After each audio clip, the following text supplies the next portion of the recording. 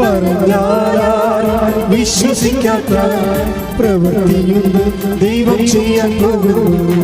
കേട്ടാൽ സമ്മതിക്കാത്ത പ്രവൃത്തിയൊന്നും നാഥൻ ചെയ്യാൻ പോകുന്നു. അതിശയമെന്ന് ജനം പറയും വിധത്തിൽ യേശു ഒരു പ്രവൃത്തി ചെയ്യും. അതിശയമെന്ന് ജനം പറയും വിധത്തിൽ യേശു ഒരു പ്രവൃത്തി ചെയ്യും.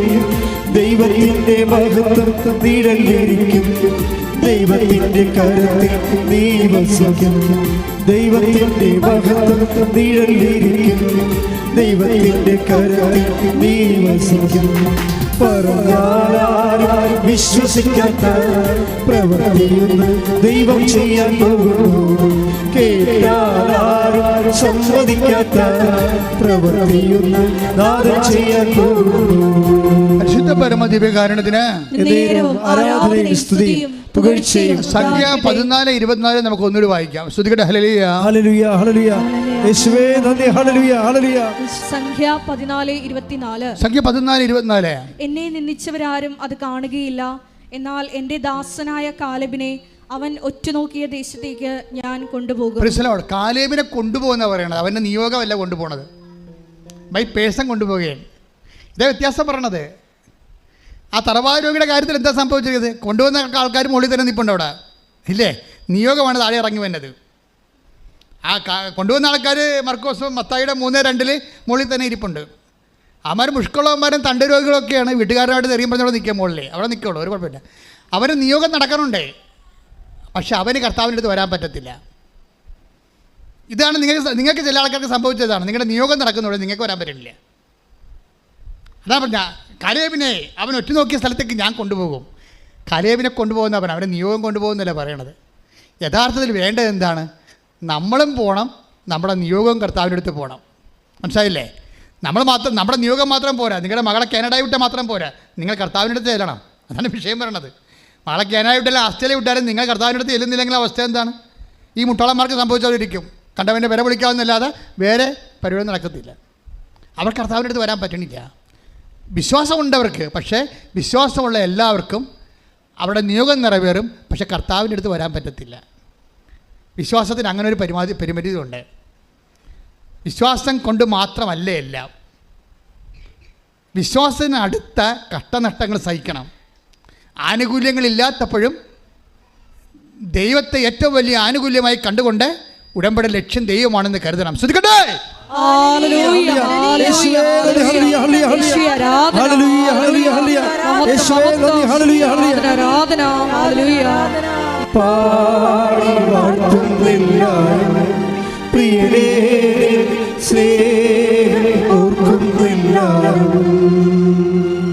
കർത്താവിൻ്റെ ഒരു മനസ്സാണ് ഞാൻ നിങ്ങളോട് പറയണത്.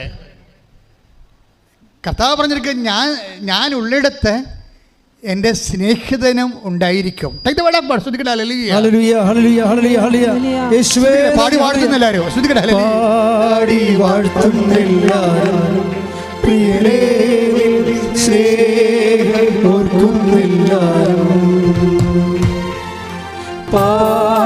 വാഴ്ത്തുന്നെല്ലാരും പ്രിയരേ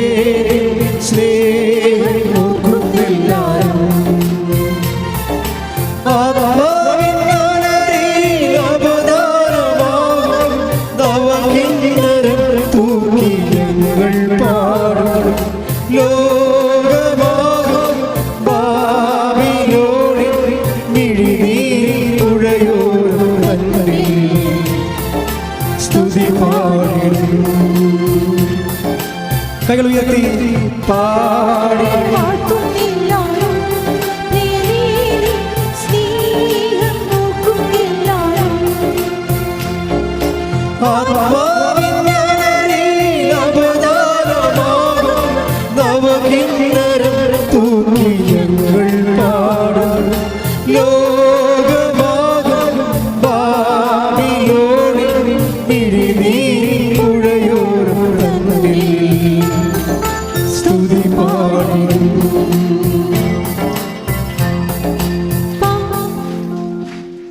പരിശുദ്ധ പരിശുദ്ധ പരമ ദിവ്യകാരുണ്യത്തിന് എന്നേരവും ആരാധനയും സ്തുതിയും പുകഴ്ചയും ഉണ്ടായിരിക്കട്ടെ. യോഹന്നാൻ 12:26. യോഹന്നാൻ 12:26. എന്നെ ശുശ്രൂഷിക്കാൻ ആഗ്രഹിക്കുന്നവൻ എന്നെ അനുഗമിക്കട്ടെ. എന്നെ ശുശ്രൂഷിക്കാൻ ആഗ്രഹിക്കുന്നവൻ എന്നെ അനുഗമിക്കട്ടെ. അപ്പോൾ ഞാൻ ആയിരിക്കുന്നിടത്ത് എൻ്റെ ശുശ്രൂഷകനുമായിരിക്കും. എന്നെ ശുശ്രൂഷിക്കുന്നവനെ പിതാവ് ബഹുമാനിക്കും. Price the Lord. ഞാൻ ആയിരിക്കുന്നിടത്ത് എൻ്റെ ശുശ്രൂഷകനും ആയിരിക്കും. ഇതാണ് കർത്താവിൻ്റെ ഒരു മൈൻഡ് സെറ്റ്. ആ വചനം ഒന്നിന് വായിച്ചേ. യോഹന്നാൻ 12:26. എന്നെ ശുശ്രൂഷിക്കാൻ ആഗ്രഹിക്കുന്നവൻ എന്നെ അനുഗമിക്കട്ടെ. Price the Lord. എന്നെ ഏറ്റു പറഞ്ഞേ, എന്നെ ശുശ്രൂഷിക്കാൻ ആഗ്രഹിക്കുന്നവൻ എന്നെ അനുഗമിക്കട്ടെ. എന്നെ അനുഗമിക്കട്ടെ. അപ്പോൾ ഞാൻ ആയിരിക്കുന്നിടത്ത് എൻ്റെ ശുശ്രൂഷകനും ആയിരിക്കും. അപ്പോൾ ഞാൻ ആയിരിക്കുന്നിടത്ത് എൻ്റെ ശുശ്രൂഷകനും ആയിരിക്കും. എന്നെ ശുശ്രൂഷിക്കുന്നവനെ പിതാവ് ബഹുമാനിക്കും. എന്നെ ശുശ്രൂഷിക്കുന്നവനെ പിതാവ് ബഹുമാനിക്കും. ഇതാണ് ഈശോയുടെ ഒരു മൈൻഡ് സെറ്റ്. എന്താണ്? എന്നെ ശുശ്രൂഷിക്കാൻ ആഗ്രഹിക്കുന്നവനാണ് ഈശോനെ അനുഗമിക്കേണ്ടത്. അല്ലെങ്കിൽ അതാണ് കാലേബിൻ്റെത്. കാലേബ് അന്ത്യം വരെയാണ് അവനെ നയിച്ച അരുവി വ്യത്യസ്തമാണെന്ന് പറയുന്നത്. ചില ആൾക്കാർ നിയോഗം സാധിച്ചു കഴിയുമ്പോൾ അവർ സ്കൂട്ടാകും, വണ്ടി വിട്ട് പോകും. അതാണ് പ്രശ്നം. അവർ നിയോഗം സാധിച്ചു കഴിയുമ്പോൾ ഗുഡ് ബൈ പറയും. അവർ ഗുഡ് ബൈ പറയുമെന്ന് കർത്താവിന് അറിയാം. എന്നാൽ ഈ ഭൂമിയിലുള്ള കാര്യമല്ല, ചാകാതെ കിടക്കണമെന്ന് വിചാരിച്ചുകൊണ്ട് കർത്താവ് വെള്ളം കോരി ഒഴിക്കണതാണ്. ചാകാൻ പോകുന്നവർക്ക് നമ്മൾ വെള്ളം കൊടുക്കുകയല്ല, അത്രയേ ഉള്ളൂ ഉദ്ദേശിക്കുന്നത്. പക്ഷേ കർത്താവിൻ്റെ ഉദ്ദേശം അതല്ല. ഞാൻ ആയിരിക്കുന്നിടത്ത് എൻ്റെ ശുശ്രൂഷകനും ആയിരിക്കും. അതാണ് നിത്യത വരെ നീ കർത്താവിൻ്റെ കൂടെ ഉണ്ടാകണമെന്നാണ് ഈശോ ആഗ്രഹിക്കുന്നത്. അതിനാണ് നിന്റെ നിയോഗം നിനക്ക് ചവിട്ടുപടിയായിട്ട് തരണത്. നിൻ്റെ നിയോഗങ്ങൾ നിത്യതയിലേക്കുള്ള നിന്റെ ചവിട്ടുപടി കർത്താവിലേക്ക് കയറി നിത്യത വരെ പോകുന്നു. അങ്ങനെ നിന്നെ അവൻ്റെ സ്നേഹിതനായിരിക്കുകയും നിത്യതയിൽ അവനായിരിക്കുന്നിടത്ത് നിൻ്റെ നിയോഗങ്ങളെ പ്രതി, അത് കഴിഞ്ഞുള്ള നിൻ്റെ വിശ്വാസത്തെയും ദൈവസഹത്തെയും സുവിശേഷ സാക്ഷ്യജീവിതത്തെയും പ്രതി നീയും കർത്താവിൻ്റെ കൂടെ ആയിരിക്കുന്നത്. ശ്രദ്ധിക്കട്ടെ, കൈയടിച്ച് ശ്രദ്ധിക്കട്ടെ. Hallelujah, hallelujah, hallelujah. യേശുവേ, ഹല്ലേലൂയ, ഹല്ലേലൂയ. നിൻ കൃപ മതി എനിക്ക്, നാഥാ നീ മതി എനിക്ക്, നിൻ കൃപ മതി എനിക്ക്. ഈ ഒരു യാത്രയതിൽ തിരുകൃപ മതി എനിക്ക്. പരിശുദ്ധ പരമ ദിവ്യകാരുണ്യത്തിന് ആരാധനയും സ്തുതിയും പുകഴ്ചയും ഉണ്ടായിരിക്കട്ടെ.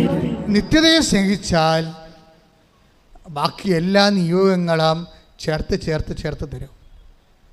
പിന്നെ ചില നിൻ്റെ നിയോഗങ്ങൾ നടക്കത്തില്ല കേട്ടോ, ഉറപ്പായിട്ട് നടക്കത്തില്ല. അതെന്താ കാര്യം വെച്ച് കഴിഞ്ഞാൽ ദൈവമാണ് ഈ നിയോഗത്തെ എടുക്കുന്നത്, പിശാചല്ല. ദൈവം എടുക്കണം. കാരണം ദൈവം നോക്കും നിത്യതയ്ക്ക് വല്ല കളങ്കവും വരുക ഇത് നിനക്ക് തന്നാൽ നിൻ്റെ നിത്യത അപകടപ്പെട്ടു പോകുമെന്ന് നോക്കിയാൽ, നിത്യമായിട്ട് ദൈവത്തിൻ്റെ കൂടെ നീ ഉണ്ടാവത്തില്ല, ഈ അനുഗ്രഹം നിനക്ക് തന്നാൽ എന്ന് ദൈവത്തെ തോന്നിയാൽ അത് വിത്ത് ഹീൽഡാകാൻ സാധ്യതയുണ്ട്. ചില ആൾക്കാരുടെ റിസൾട്ട് വിത്ത് ഹീൽഡല്ലേ, അതുപോലെ വിത്ത് ഹീൽഡാവും. അപ്പോൾ എന്താ സംഭവിക്കണമെന്ന് വെച്ച് കഴിഞ്ഞാൽ എവിടെയെങ്കിലും ഒരു തടസ്സം വന്നു കഴിഞ്ഞാൽ നീ അത് റെക്ടിഫൈ ചെയ്യേണ്ടത്, അത് റിപ്പയർ ചെയ്യേണ്ടത്, നിൻ്റെ ഈ നിയോഗങ്ങളുടെ തടസ്സങ്ങൾ നീ റിപ്പയർ ചെയ്യേണ്ടത് ഉടമ്പടിയുടെ വർക്ക്ഷോപ്പ് റിപ്പയറിംഗ് എന്ന് പറയുന്നത് നിത്യതയുടെ സോഫ്റ്റ്വെയർ ഉപയോഗിച്ചാണ് ചെയ്യേണ്ടത്. അല്ല നീ പോയി ഉടനെ ഞാൻ കുമ്പസാരിക്കാത്ത കൊണ്ടായിരിക്കും ചിലപ്പോൾ ദൈവം എനിക്ക് IELTS ഞാൻ പിന്നെയും ഹിയറിംഗ് തോറ്റതെന്നൊക്കെ പറയരുത്. നീ ഉടമ്പടിയുടെ വർക്ക്ഷോപ്പിൽ കയറുമ്പോൾ അത് റിപ്പയർ ചെയ്യേണ്ടത് നിത്യതയുടെ സോഫ്റ്റ്വെയർ ഉപയോഗിച്ചുകൊണ്ടാണ്. എന്താണ് കാര്യം? നിത്യതയെക്കുറിച്ചുള്ള നിൻ്റെ കൺസെപ്റ്റ് എന്താണ്? നീ നിൻ്റെ നിയോഗത്തെക്കാൾ ഉപരി നിത്യത സ്നേഹിക്കുന്നുണ്ടോ? നിത്യമായ ദൈവത്തെ കൂടെ ആയിരിക്കാനുള്ള 12:26 നീ ദൈവത്തെ പോലെ നീ അത് മാനിക്കുന്നുണ്ടോ?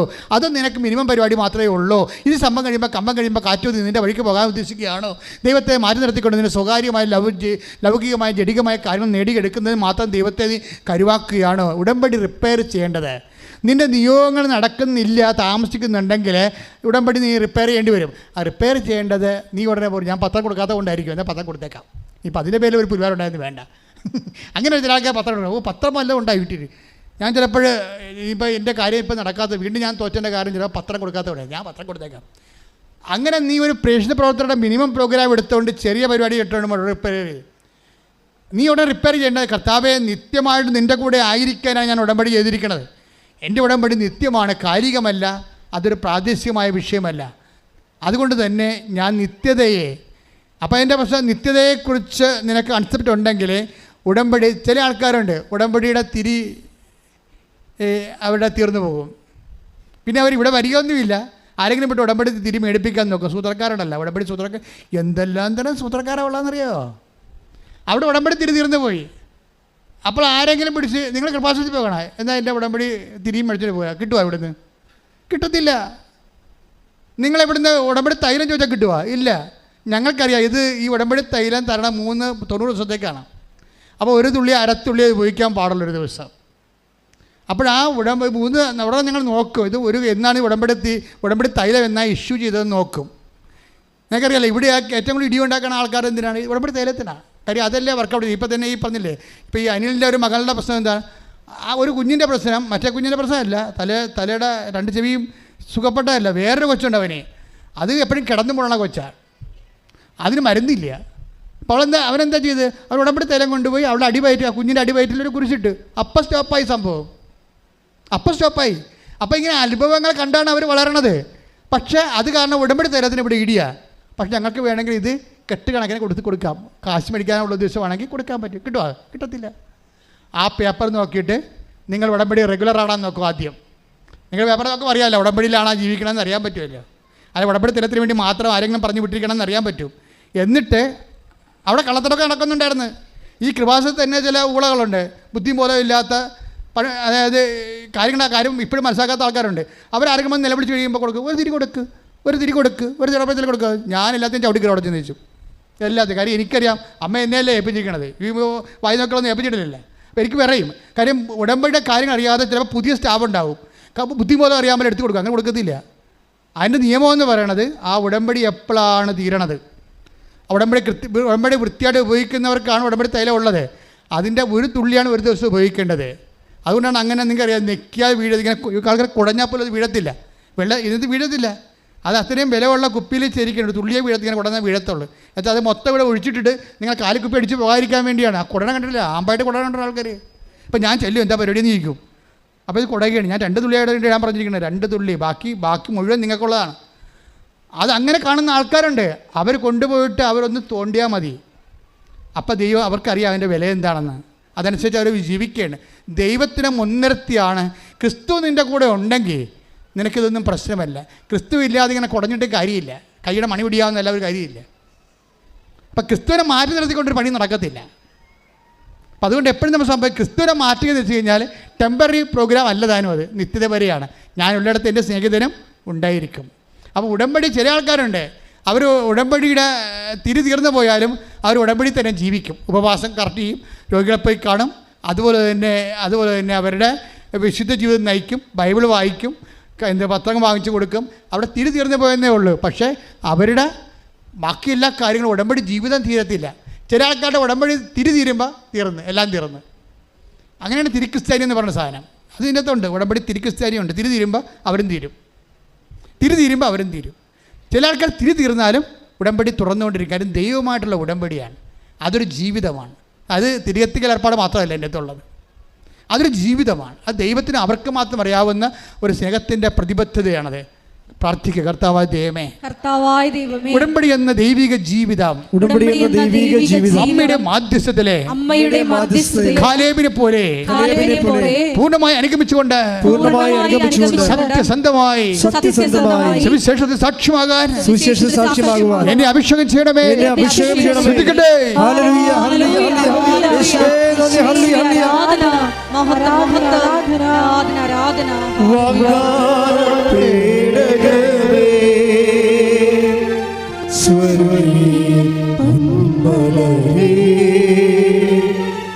കൃപാസനത്തിൻ്റെ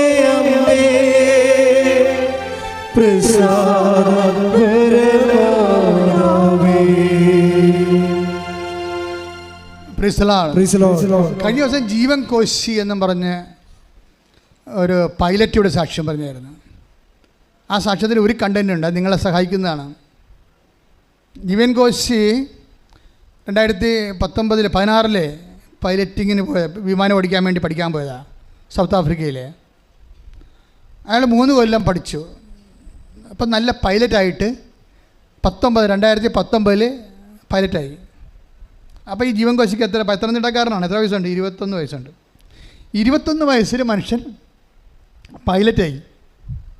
പക്ഷെ വിമാനം പറപ്പിക്കാൻ പറ്റണില്ല. എന്താ കാര്യം? അതിന് ഇന്ത്യൻ ലൈസൻസ്, സൗത്ത് ആഫ്രിക്ക പഠിച്ചതല്ലേ. സൗത്ത് ആഫ്രിക്ക പഠിച്ചെങ്കിൽ 15 ദിവസത്തെ എന്തോ പറപ്പിക്കൽ ഇവിടെ പറപ്പിക്കണം ഇന്ത്യൻ വിമാനത്തിൽ. ഇന്ത്യയിൽ വേറെ പരീക്ഷ ഉണ്ട്, എയറോനോട്ടിക് എഞ്ചിനീയറിങ്ങിൻ്റെ വേറെ പരീക്ഷ ഇന്ത്യയിലുണ്ട്. നിങ്ങൾ ഏത് ലോകത്ത് എവിടെ പോയി ഫ്ലൈയിങ് പഠിച്ചാലും നമ്മുടെ രാജ്യത്തിന് ടെസ്റ്റുകളുണ്ട്. പക്ഷേ അത് എഴുതാൻ പറ്റണില്ല പുള്ളിക്ക്. പുള്ളി കോളറൊക്കെ കയറ്റി നല്ല മിടുക്കനായിട്ട് വന്നതാണ്. 21ാമത്തെ വയസ്സിൽ പൈലറ്റായിട്ട് വന്നതാണ്. പുള്ളിയെപ്പോലെ 21ാമത്തെ വയസ്സിൽ പൈലറ്റായ ആൾക്കാർ കുറവാണ്, വളരെ വിരലെണ്ണാനുള്ളത്. ഈ വിരലെണ്ണാനുള്ളതെന്ന് പറയുമ്പോൾ എന്താ പറയുന്നത്, അഹങ്കാരം കൂടി പുള്ളിക്ക്. അത് കാരണം പറപ്പിക്കാൻ പറ്റണില്ല. ഇന്ത്യൻ പരീക്ഷ എല്ലാം തോറ്റു പോവുകയാണ്. അവൻ്റെ അമ്മ പറഞ്ഞ് മാതാവിൻ്റെ അടുത്ത് വാന്ന് പറഞ്ഞ്. അപ്പോൾ അവൻ പറഞ്ഞ് നിങ്ങളെ കൊണ്ടൊന്ന് ആക്കാൻ ഞാൻ കയറത്തില്ലെന്ന് പറഞ്ഞു. കാരണം ബുദ്ധിപരമായിട്ട് ആലോചിച്ചിട്ട് ഇതൊന്നും ശരിയല്ലെന്ന് തോന്നണമെന്നും. എന്തൊരു ബുദ്ധി! 21 വയസ്സാണ്, ഇത് ടാലി ആകണില്ല പുള്ളിക്ക്. എന്താ സംഭവം എന്ന് വെച്ച് കഴിഞ്ഞാൽ ഇതെങ്ങനെയാണ് ദൈവം, അപ്പം ദാറ്റ് മീൻസ് ദൈവത്തെക്കുറിച്ചുള്ള കൺസെപ്റ്റ് വരെ ഭയങ്കര ഡാമേജ് ആയിരിക്കുമേ. ഇപ്പം നമ്മളിങ്ങനെയൊക്കെ ഓരോ കാര്യങ്ങൾ ചെയ്യുമ്പോൾ ദൈവം ഇങ്ങനെ ഓരോരുത്തരുടെ കാര്യങ്ങൾ എണ്ണിയിട്ട് ദൈവം വല്ല കമ്പ്യൂട്ടറും വെച്ചിട്ടുണ്ടായി ഇതൊക്കെ നോക്കാൻ വേണ്ടി. ആരാണ് ഉടമ്പടി എടുത്തത്, ആരാണ് ഉടമ്പടി എടുക്കാത്തത്, ആരാണ് അതിന് കാര്യം എടുക്കാൻ വേണ്ടി. ഇങ്ങനെയൊക്കെ ഈ ബുദ്ധിക്കോമരങ്ങൾ കുറേ കാര്യങ്ങൾ ഇങ്ങനെ ചിന്തിച്ച് കാടുകയറും. അഹങ്കാരം പെരുത്തിട്ടാണേ. ഉടമ്പടിക്ക് വേണ്ടത് എളിമയാണ് വേണ്ടത്, നിങ്ങളുടെ ബുദ്ധിയും. ഇപ്പോൾ കഴിഞ്ഞ ദിവസങ്ങളിൽ ഒരു മഹാനായ മനുഷ്യൻ കേരളത്തിലെ മതഗ്രന്ഥങ്ങളെക്കുറിച്ച് പറയുകയാണ്. അത് പറയണത് ഇതാണ്: 1500 കൊല്ലം മുമ്പൊക്കെ എഴുതിയ പുസ്തകങ്ങളല്ലേ അന്നത്തെ മനുഷ്യൻ്റെ ബുദ്ധിയല്ലേ എന്ന്. പുള്ളി ഏതോ മതത്തെ ഉദ്ദേശിച്ചിട്ട് പറഞ്ഞതാണ്. പക്ഷേ പുള്ളി മതത്തെക്കുറിച്ചാണ് പറയണത്. മതഗ്രന്ഥങ്ങളെല്ലാം ബുദ്ധിയില്ലാത്തവർ എഴുതിയാണെന്നാണ് പുള്ളി പറയണത്. അപ്പോൾ യവൻ്റെ ബുദ്ധി എന്നുണ്ടായതാണ്? നിങ്ങൾക്ക് എപ്പോഴും മനസ്സിലാക്കേണ്ട വിഷയം എന്ന് വെച്ചാൽ, ഞാനിപ്പോൾ ബൈബിൾ വായിക്കാൻ തുടങ്ങിയിട്ട് ഏതാണ്ട് 75 തൊട്ടാണ് ഞാൻ ബൈബിൾ വായിക്കാൻ തുടങ്ങിയത്. 75, 25, 2000, ഇപ്പോൾ എത്ര 2023, 1043 കൊല്ലമായി. 1043 കൊല്ലമായിട്ട് ഞാൻ ഈ പൗലോസ് അപ്പോസ്തലൻ്റെ പുസ്തകം വായിക്കുമ്പോൾ ഇരുന്ന് നിലവിളിക്കും. എന്താ കാര്യം? ഇനി 2000 കൊല്ലം കഴിഞ്ഞാലും ഏത് ബുദ്ധിരാക്ഷസം വന്നാലും ഇത് പറയാൻ പാടാണെന്ന്. അത്രയ്ക്ക് അഭിഷേകമാണ്. അവിടെ ചോക്കാണെന്ന് എഴുതുന്നത്. നമ്മൾ വെറും പൗലോസ് അപ്പോസ്തലൻ വെറും ചോക്കാണ്. ആരാണ് എഴുതണത്? പരിശുദ്ധാത്മാവാണ് എഴുതണത്. നിത്യരക്ഷയെക്കുറിച്ചുള്ള ദൈവികമായ രഹസ്യങ്ങളാണ്. ലോകസ്ഥാപനം മുതലുണ്ടായിട്ടുള്ള രഹസ്യങ്ങളെ വെളിപ്പെടുത്തുന്ന ദൈവത്തിൻ്റെ വചനത്തിൻ്റെ ജ്ഞാനങ്ങൾ, ലോകത്തിൻ്റെ ബുദ്ധിമാന്മാരെ അവിടെ കുടിലതന്ത്രങ്ങൾ തന്നെ അവൻ കുടുക്കുമെന്ന് കർത്താവിൻ്റെ വചനത്തിലുണ്ട്. ബുദ്ധി അല്ല ഇവിടെ ഉപയോഗിക്കണം. ബുദ്ധി വരും ഒരു പട്ടിയുടെ ബുദ്ധിയെ മനുഷ്യൻ ശരിക്കും പറഞ്ഞ ചില സമയത്തേ ഉള്ളൂ, അത്രയേ ഉള്ളൂ. യവൻ എന്താ ദൈവത്തെ അളക്കാൻ പോണത്? അപ്പം നമുക്ക് പെട്ടെന്ന് തോന്നും നമ്മൾ ആരോ ആണെന്ന്. ഇപ്പോൾ കോളേജിലൊക്കെ ഞങ്ങൾ പഠിക്കുന്ന കാലത്ത് അവിടുത്തെ ചില പ്രൊഫസർമാർ വന്നിട്ട് കെമിസ്ട്രി ഒക്കെ പഠിപ്പിക്കുമ്പോൾ അവരോട് പറയും, ഞാൻ ആർട്സ് സ്റ്റുഡൻ്റാണ്. അപ്പോൾ കെമിസ്ട്രി സ്റ്റുഡൻറ്റിലൊക്കെ ഒരു അധ്യാപനമുണ്ട്, എപ്പോഴും ദൈവത്തിനെതിരെ സംസാരിക്കത്തുള്ളൂ. അപ്പോൾ അയാൾ എന്താ കേമനാണ്, പിള്ളേരുടെ മുമ്പിൽ അയാൾ കേമനായിട്ട് പറയണം. ആ പെരിച്ചാഴിക്ക് വല്ലതറിയാവോ? ദൈവത്തെ കണ്ടു ഒരു സ്വർഗസ്ഥനായ പിതാവ് മനസ്സമാധാനം ചെല്ലാൻ കഴിയാത്തവൻ പിന്നെ എന്തിനാണ് ദൈവത്തെക്കുറിച്ച് പറയണത്? ഒരു നന്മ തെരഞ്ഞ മറിയം ദൈവസ്നേഹത്തോടെ ചെല്ലാൻ കഴിയാത്തവനെ, അതിനുള്ള ബുദ്ധിയും ബോധവും ഇല്ലാത്തവന്മാർ എന്തിനാണ് ദൈവം ഇല്ല ഉണ്ടാന്ന് പറയണത്? നീ കാണുകയോ കേൾക്കുകയോ പ്രാർത്ഥിക്കുകയോ ചെയ്തിട്ടുണ്ടോ? നിങ്ങൾക്ക് അനുഭവ ജ്ഞാനമില്ലാത്ത വിഷയത്തെക്കുറിച്ച് നിങ്ങൾ എന്തിനാണ് ഒരു ബോധവും ഇല്ലാത്ത ആൾക്കാരോട് സംസാരിക്കണത്? അതെല്ലാം ഇഡിയറ്റുകളാണ്. എന്താ കാര്യം? അവർ വലിയ കേമന്മാരാണെന്ന് മറ്റുള്ളവർ ധരിപ്പിച്ചൊരു ആളാകാൻ നോക്കുകയാണ്. ഇങ്ങനെയുള്ള ആളാകന്മാർ എന്തുമാത്രം ആൾക്കാരുടെ വിശ്വാസത്തെ നശിപ്പിച്ചിട്ടുണ്ടെന്നറിയാവോ? ഇതിനാണ് സാത്താൻ അവിടെ കൂടെ കൊണ്ടുവന്ന് വിതച്ചെന്ന് പറയുന്നത്. പ്രഭോ നമ്മൾ നല്ല വിത്തല്ലേ വിതച്ചത്, പിന്നെ കളകളെങ്ങനെ ഉണ്ടായി എന്ന് ചോദിക്കുമ്പോൾ എന്താ പറയണത്? അത് ശത്രു ചെയ്ത പണിയാണെന്ന്. ശത്രു ചെയ്തപ്പോൾ നിരീശ്വരന്മാരിലൂടെയും പ്രവർത്തിക്കാൻ സാധ്യതയുണ്ട്. അതുകൊണ്ട് ദൈവത്തെക്കുറിച്ച് സംസാരിക്കുന്ന വിഷയം അറിയാൻ പാടില്ലാത്തവന്മാരും പ്രാർത്ഥിക്കാത്തവന്മാരിൽ നിന്നും ദൈവത്തെക്കുറിച്ച് കേൾക്കാൻ നമുക്ക് ബാധ്യതയില്ല. ശ്രുതികട്ടെ ഹല്ലേലൂയ.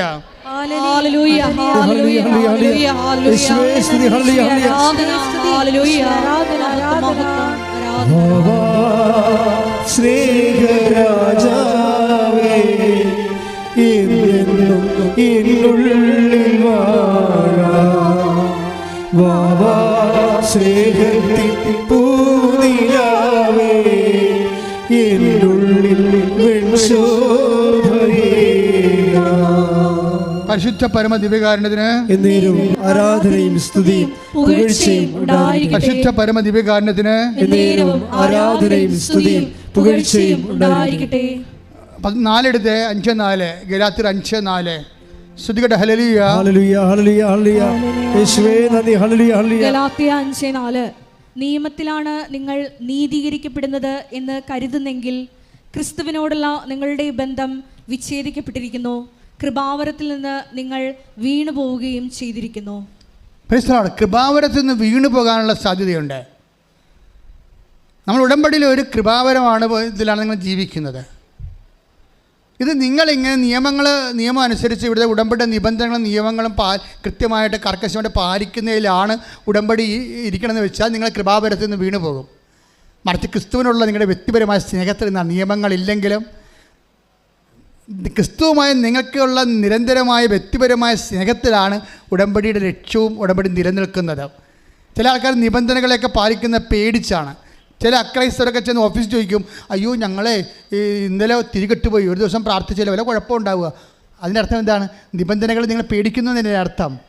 അതിൻ്റെ മറുപടിയാണ് ഇപ്പോൾ ഈശോ പറഞ്ഞിരിക്കുന്നത്. ഒന്ന് വായിച്ച് സ്തുതിക്കട്ടെ. ഹല്ലേലൂയ. നിയമത്തിലാണ് നിങ്ങൾ നീതീകരിക്കപ്പെടുന്നത് എന്ന് കരുതുന്നെങ്കിൽ, നിയമത്തിലാണ്, നിബന്ധനകളിലാണ്, നിബന്ധനകൾ നിയമപൂർവ്വം പാലിക്കുന്നതിലാണ് നിങ്ങൾ നീതീകരിക്കപ്പെടുന്നു എന്ന് കരുതുന്നെങ്കിൽ ക്രിസ്തുവിനോടുള്ള നിങ്ങളുടെ ബന്ധം വിച്ഛേദിക്കപ്പെട്ടിരിക്കുന്നു. Praise the Lord.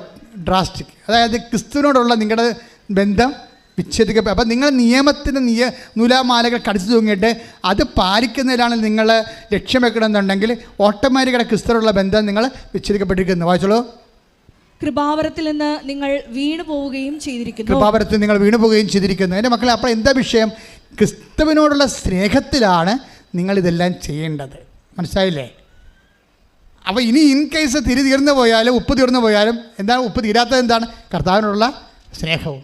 ആ സ്നേഹമുള്ളവൻ സ്നേഹത്തിൽ ജീവിക്കും, സ്നേഹത്തിന് സുവിശേഷത്തിന് സാക്ഷിയാകും. ഉടമ്പടി തന്നെയാണ് നിലനിൽക്കുന്നത്. ശ്രദ്ധിക്കട്ടെ.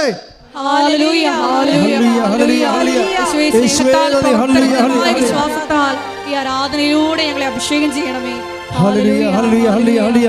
യേശുവേ നന്ദി. Hallelujah hallelujah. ആരാധന. ഹല്ലേലൂയ. ഉടമ്പടി പ്രാർത്ഥനയിൽ അമ്മ ഉടനടി പരിഹാരമേകം അവൻ പറയുന്നതും ചെയ്തിടുകിൽ ജീവിതം ധന്യമായി തീർന്നിടും. ഈ കൃപാവരത്തിൽ നിന്ന് വീണു പോകുന്നവരെ കുറിച്ചാണ് നമ്മൾ സംസാരിച്ചുകൊണ്ടിരിക്കുന്നത്. അവസാനമായിട്ട് സംഖ്യ 14:22 വായിച്ചേ. സംഖ്യ 14:22 ശ്രദ്ധിക്കട്ടെ. ഹല്ലേലൂയ. സംഖ്യ 14:22 എൻ്റെ മഹത്വവും ഈജിപ്തിലും മരുഭൂമിയിലും വെച്ച് ഞാൻ ചെയ്ത അടയാളങ്ങളും കണ്ടിട്ടും എന്നെ 10 പ്രാവശ്യം പരീക്ഷിക്കുകയും എൻ്റെ സ്വരം അവഗണിക്കുകയും ചെയ്ത ഈ ജനത്തിൽ ആരും അവരുടെ പിതാക്കന്മാർക്ക് ഞാൻ വാഗ്ദാനം ചെയ്ത ദേശം കാണുകയില്ല. ഇതെന്താ പ്രശ്നം വെച്ചാൽ നമ്മൾ ദൈവത്തിൻ്റെ അടയാളങ്ങൾ കണ്ടത് മറ്റുള്ളവരുടെ സാക്ഷ്യത്തിൽ കണ്ടതാണ്, നമ്മുടെ സാക്ഷ്യത്തിന് അടയാളം കണ്ടതാണ്, ഇല്ലേ? അപ്പോൾ ദൈവത്തിൻ്റെ അടയാളം കണ്ടവരെന്താ ചെയ്യേണ്ടത്?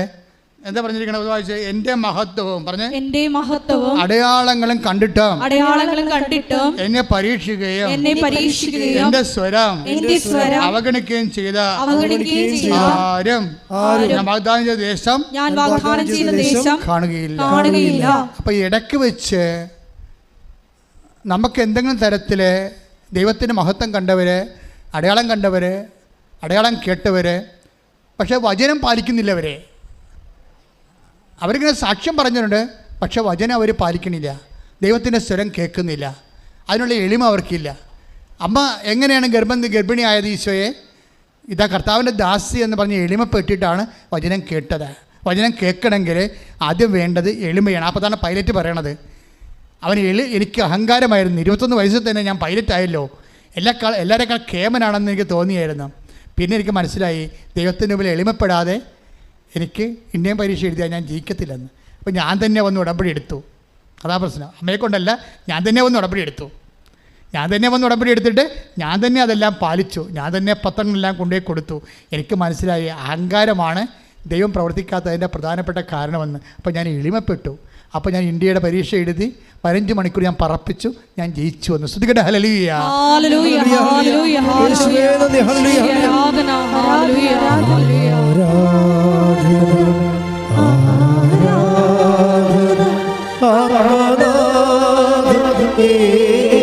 യേശുവേ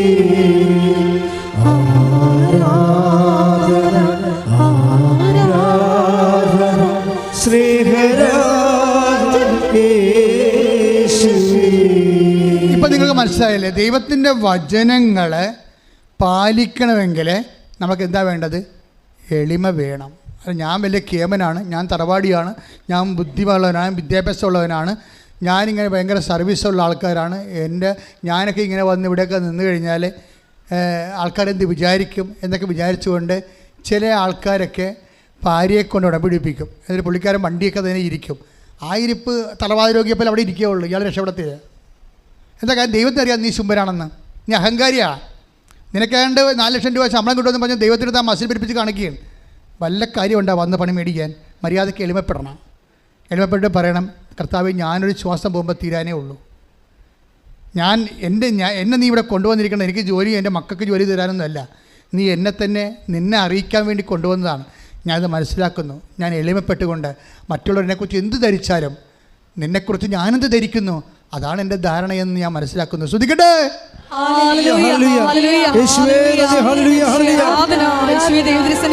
ഞങ്ങളെ തന്നെ എളിമപ്പെടുത്തി പ്രാർത്ഥിക്കുവാൻ ഞങ്ങളെ അഭിഷേകം ചെയ്യണം.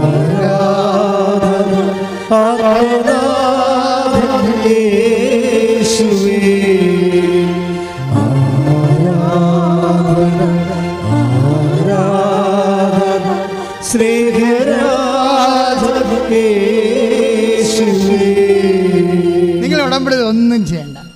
ഞാൻ നിങ്ങൾക്ക് ഒരു നിയോഗം മാത്രമേ തരത്തുള്ളൂ.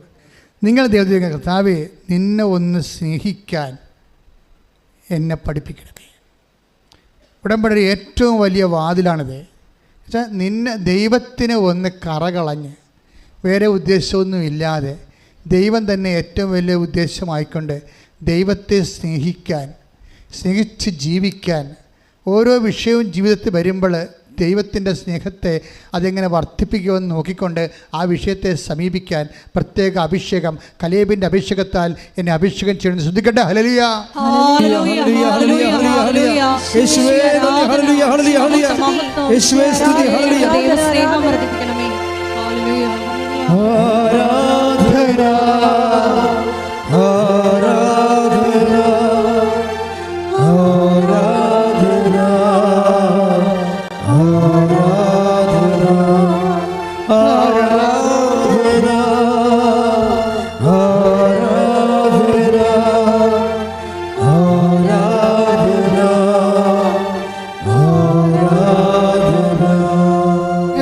ദൈവത്തിൻ്റെ സ്നേഹമാണ്, നിങ്ങളോടുള്ള അഡ്വാൻസ്ഡ് ലവ് ആണ് നിങ്ങളെ ഇവിടെ കൊണ്ടുവന്നിരിക്കുന്നത്. നിങ്ങൾ എന്താ തിരിച്ചറിയേണ്ടതെന്ന് അറിയണോ? നിങ്ങൾക്ക് വിഷയമുണ്ട്, പ്രശ്നങ്ങളുണ്ട്, പ്രാരാബ്ധമുണ്ട്, രോഗമുണ്ടെന്നല്ല.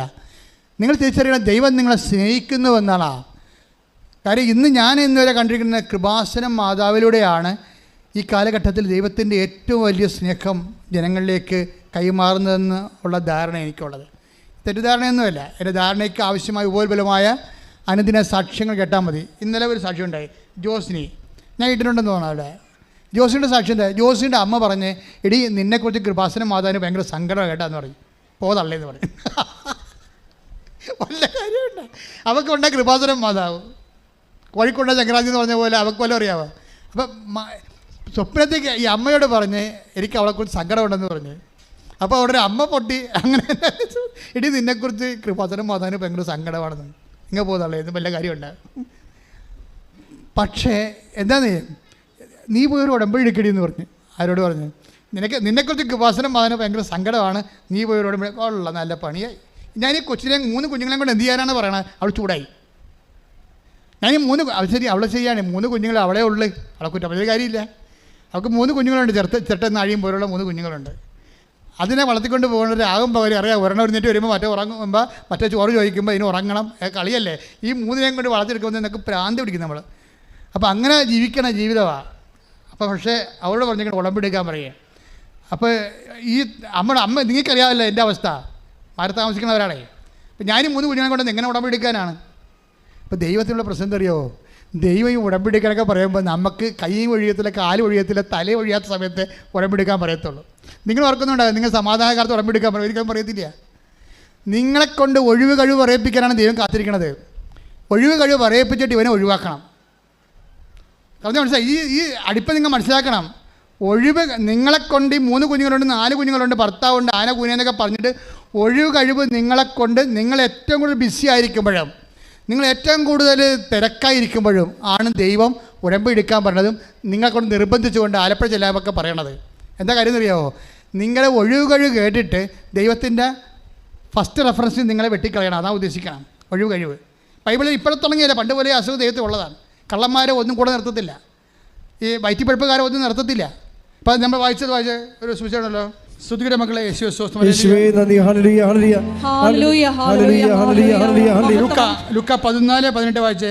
യേശുവേ സ്തുതി. Hallelujah hallelujah hallelujah hallelujah hallelujah hallelujah hallelujah hallelujah hallelujah.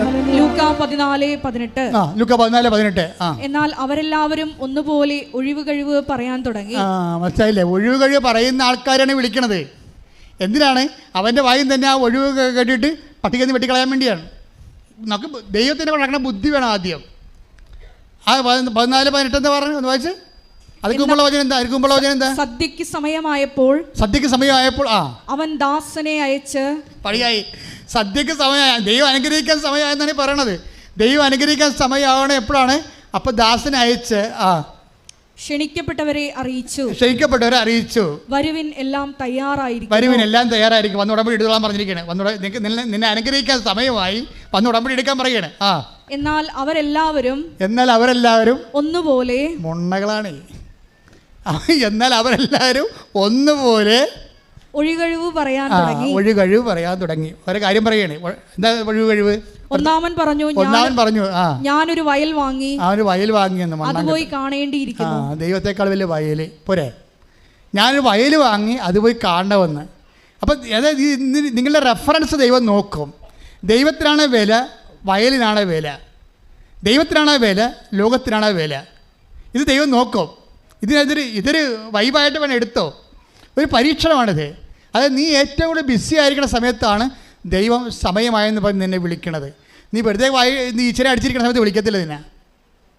അതാണ് വിഷയം. അത് മനസ്സിലാക്കാനുള്ള ജ്ഞാനവും ബോധമൊക്കെ ഉണ്ടാകണം. ഇപ്പം എന്താ അടുത്ത ആൾ ഉടായി പറയുന്നുണ്ട്. മറ്റൊരുവൻ പറഞ്ഞു ഞാൻ 5 ജോഡി കാളകളെ വാങ്ങി. ഓലക്ക പിണ്ണാക്ക്. അവനെന്താ ചെയ്തത്? അവൻ 5 ജോഡി കാളകളെ വാങ്ങിയെന്ന്. അവയെ പരീക്ഷിച്ച് നോക്കുവാൻ പോകുന്നു. ദൈവത്തെക്കാൾ വലിയ കാള പോരെ. ഇത് തന്നെയല്ലേ മനുഷ്യൻ്റെ അവസ്ഥ. ദൈവത്തെക്കാൾ വലിയ കാള. 5 ജോഡി കാള വാങ്ങി അതിൻ്റെ അകത്ത് കലപ്പ വെച്ച് നോക്കണമെന്ന്. എടാ പന്നി, നിൻ്റെ കലപ്പ വെച്ച് നോക്കാൻ നിൻ്റെ കൈക്ക് വാദം വന്നാൽ നീ എന്ത് വെച്ച് നോക്കാൻ പറ്റത്തില്ല. ബുദ്ധിയില്ല മനുഷ്യനെ. അവൻ്റെ മനുഷ്യൻ്റെ കഴിവിൽ തന്നെ ആശ്രയിക്കുന്നവനാണ് ദൈവത്തെ മാറ്റി നിർത്തിക്കൊണ്ട് കലപ്പ വെച്ച് ഉണ്ടാക്കാൻ പറ്റുമോ നോക്കുകയാണ്. ഇതല്ലേ പരിപാടി. എൻ്റെ ജീവിതത്തിൽ ദൈവത്തെ മാറ്റി നിർത്തിക്കൊണ്ട് എൻ്റെ കഴിവ് കൊണ്ട് തന്നെ ഞാനത് ചെയ്യാൻ പറ്റും. അഹങ്കാരിയാണ് അവൻ. അടുത്ത വചനം വായിച്ചേ. മൂന്നാമതൊരുവൻ പറഞ്ഞു. അടുത്ത അവതാരം വരുന്നുണ്ട്. മൂന്നാമതൊരുവൻ വന്ന് പറഞ്ഞു എൻ്റെ വിവാഹം കഴിഞ്ഞതേ ഉള്ളൂ. പണിയായി പെണ്ണുമ്പിള വന്നെന്ന്. എന്നാൽ പിന്നെ ഇനി ആരും വന്നിട്ട് കാര്യമില്ല. പിന്നെ ആരും വന്നിട്ടൊരു കാര്യമില്ല. പെണ്ണുമ്പിള്ള വന്നെന്ന്. എന്താണ് അതിന് ഞാൻ പോട്. അതിനാൽ മൂന്നാറിൽ പോയി മുറിയെടുത്ത് താമസിക്കാൻ പോയേ. ഇതാണ് അവൻ്റെ ഓരോ. അത് ഈ ഉടായ്പൊക്കെ പറഞ്ഞ ആരോടാണ്? ഇങ്ങോട്ട് ഉണ്ടാക്കി വിട്ടവനോടാണ് ഇത് പറയണത്. ദൈവത്തോടാണ് പറയണത് ഓരോ പരിപാടികളുണ്ടെന്ന്. നിങ്ങളത് എന്നിട്ട് ഈശോ എന്ന് പറഞ്ഞാൽ എനിക്ക് ഈശോനെ പേടിയുമാണ്. ചില സമയത്ത് ഈശോയുടെ കോമഡി കേട്ട് ചിരിയും വരും എനിക്ക്. എന്താ കാര്യത്തില്ലേ? ഇതെല്ലാം നോക്കിയേ, ഇതെല്ലാം അടിപ്പനാണ്, ഇതെല്ലാം പണി തരികയാണ്. ഈശോ മനസ്സിൽ ചിരിക്കുന്നതാണ് ഇത് പറയുമ്പോൾ. എന്നുവെച്ചാൽ ഓരോ മനുഷ്യൻ അവൻ ഏറ്റവും കൂടുതൽ തിക്കലും അവന് തിരക്കുള്ള സമയത്തായിരിക്കും ദൈവം അവനെ വിളിക്കണത്. വെറുതെ ഈസി ആയിട്ട് നമ്മൾ വിളിക്കത്തില്ല. ഇപ്പോൾ അനീഷാനെ എന്താ ചെയ്യിക്കണത്? ജോസിനിക്ക് 3 കുഞ്ഞുങ്ങളുണ്ട്. ആ സമയത്ത് തന്നെ അമ്മയോട് പറഞ്ഞു, കൃപാസനം മാതാവിന് ഭയങ്കര സങ്കടമാണ്, സ്വപ്നത്തിൽ ഞാൻ കണ്ടായിരുന്നു, നിന്നെക്കുറിച്ച് സങ്കടമാണ്, നീ ചെല്ലാൻ പറഞ്ഞിട്ടുണ്ടെന്ന് പറഞ്ഞു. ഞാൻ പോകുന്നില്ല, നിങ്ങൾക്ക് നല്ല വേറെ പറയണ്ട, എനിക്ക് 3 കുഞ്ഞുങ്ങളോട് കാണാൻ പറ്റില്ല, നിങ്ങൾക്ക് കാണാൻ പറ്റില്ല, ഈ മാതാവിനെ അറിയാൻ പറ്റില്ല, പോട്ടെ, നിങ്ങൾക്കറിയാമല്ല. അതാണ് അവളുടെ നിലപാട്. അപ്പം പിന്നീട് മാതാവ് ഇവളോട് പറയും, അതാണ് എൻ്റെ ഉൾക്കാഴ്ചയിൽ അമ്മ തെളിഞ്ഞു വന്നതാണ് പിന്നെ അവൾ പറയണത്. പിറ്റേ ദിവസം ഞാൻ പോകുന്നതെന്ന് കണ്ടപ്പോൾ അമ്മ സ്വപ്നത്തിൽ എൻ്റെ അടുത്ത് വന്നതും പറഞ്ഞ്, ഹസ്ബൻഡിന് എന്താ കുഴപ്പമുണ്ട്, നീ വന്ന് ഉറമ്പെടുക്കാൻ പറഞ്ഞു. പറഞ്ഞ് അമ്മയോട് പറഞ്ഞു, എന്നോടൊന്നും പറഞ്ഞിട്ടില്ലെന്ന് പറഞ്ഞു. എന്നോടൊന്നും പറഞ്ഞിട്ടില്ല. അപ്പോൾ ഇവർക്ക് തോന്നി, ഞാൻ ചിലപ്പോൾ തോന്നിയായിരിക്കും. കാര്യം എന്നോട് പറഞ്ഞിട്ടില്ല. ഈ കൂടെ കിടക്കുന്നവർക്കല്ലേ രാപ്പനെ അറിയാൻ പറ്റില്ല, മാതാവിനെ എങ്ങനെ അറിയാൻ പറ്റുന്നതാണ് ഇവൾ ചോദിക്കുന്നത്. ഇതാണ് ഇവളുടെ ചോദ്യം. എന്തൊരു പൊട്ടിയാണ്. പക്ഷേ അതിനുശേഷം ഇവൾ പിന്നെയും മാതാവ് 2ാമത്തെ പ്രാവശ്യം പറഞ്ഞ്, നീ വന്ന് ഉടമ്പടിയിട്, ഹസ്ബൻഡ് എന്തോ കുഴപ്പമുണ്ടെന്ന് പറഞ്ഞു. ഉടനെ ഇവൾ ഹസ്ബൻഡിനെ വിളിച്ച്, എടോ തനിക്ക് വല്ല കുഴപ്പമുണ്ടോ? ഇല്ല. അല്ല അങ്ങനെയല്ല, ഉടമ്പടി എടുക്കാൻ വേണ്ടിയാണ്.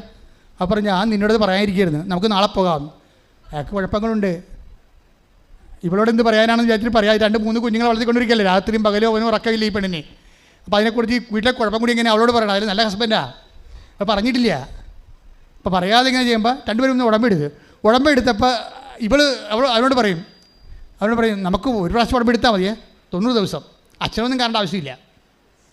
ഇവർ രണ്ടും കൂടി ഇവിടുന്ന് സംസാരിച്ച് ധാരണ എത്തി. അപ്പം മാതാവ് രാത്രി പറഞ്ഞ് അച്ഛനെ പോയി കാണടി എന്ന് പറഞ്ഞു.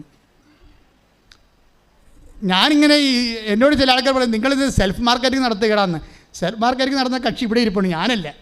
ഇവർ പറഞ്ഞ കാര്യമാണ് ഞാൻ പറഞ്ഞത്, ഞാൻ പറഞ്ഞ കാര്യമല്ലേ പറയണത്. പക്ഷേ എന്താ സംഭവം എന്ന് വെച്ച് കഴിഞ്ഞാൽ ഇയാൾ ഗൾഫിൽ നിന്ന് വന്ന് നിൽക്കുകയാണ്. ഗൾഫിൽ കോവിഡായിട്ട് പോന്നിട്ട് പിന്നെ ജോലിയില്ല.